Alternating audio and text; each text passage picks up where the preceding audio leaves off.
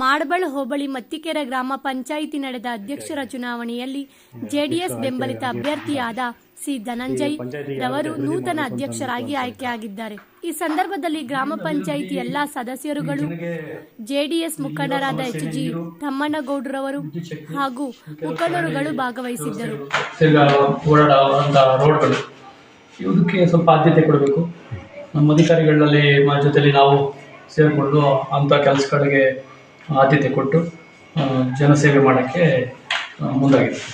ಇದು ಅವಿರೋಧನ ಜೆಡಿಎಸ್ ಬೆಂಬಲಿತ ಚುನಾವಣೆ. ಈಗ ಬೇಸಿಗೆಗಾಲ ಶುರುವಾಗ್ತಾ ಇದೆ, ಎಲ್ಲೆಡೆ ನೀರಿನ ಅಭಾವ ತೋರ್ತಾ ಇದೆ. ಜನಗಳಿಗೆ ಏನು ಕ್ರಮ ತೊಗೊಂತೀರ ನೀರಿನ ಅಭಾವ ಬರ್ದಂಗೆ? ಏನಿಲ್ಲ, ನೀರಿರುವಂಥ ಊರುಗಳಲ್ಲಿ ಜನಗಳಿಗೆ ನೀರು ಸಾಕಷ್ಟು ಇರುವಂಥ ಗ್ರಾಮಗಳನ್ನ ಬಿಟ್ಟು ನೀರು ಕಮ್ಮಿ ಇರುವಂಥ ಗ್ರಾಮಗಳಲ್ಲಿ ಸ್ವಲ್ಪ ನಾವು ಓಡಾಡಿ ಅಲ್ಲಿಗೆ ನೀರಿನ ವ್ಯವಸ್ಥೆ ಹೇಗೆ ಮಾಡಬೇಕು, ಬೋರ್ಗೆ ಕೊಡಿಸ್ಬೇಕಾ, ಇಲ್ಲ ಸುಟ್ಟಾಗಿರೋ ಮೋಟರ್ಗಳನ್ನ ರಿಪೇರಿ ಮಾಡಿಸ್ಬೇಕಾ, ಆ ನಿಟ್ಟಿನಲ್ಲಿ ಸ್ವಲ್ಪ ಓಡಾಡಿಕೊಂಡು ಆದಷ್ಟು ಜನಗಳಿಗೆ ನೀರು ಕೊರತೆ ಆಗದಂಗೆ ನೋಡ್ಕೊಂಡು ನೀರಿಗೆ ಆದ್ಯತೆ ಜಾಸ್ತಿ. ಅಭಿವೃದ್ಧಿ ಬಗ್ಗೆ ಸರ್ವೇ ಸಾಮಾನ್ಯ ಅಭಿವೃದ್ಧಿ ಅಂತಂದರೆ ಈ ಗ್ರಾಮಗಳಲ್ಲಿ ಚರಂಡಿ ವ್ಯವಸ್ಥೆ, ರೋಡ್ ವ್ಯವಸ್ಥೆಗಳು, ಈ ಕುಡಿಯೋ ನೀರು, ಲೈಟು, ಈ ಥರ ಕೆಲವು ವ್ಯವಸ್ಥೆಗಳಿಗೆ ಸಾರ್ವಜನಿಕವಾಗಿ ಇಂಪಾರ್ಟೆಂಟಾಗಿ ಬೇಕಾಗಿರೋದು, ಅದಕ್ಕೆ ಗಮನ ಹರಿಸ್ತೀವಿ.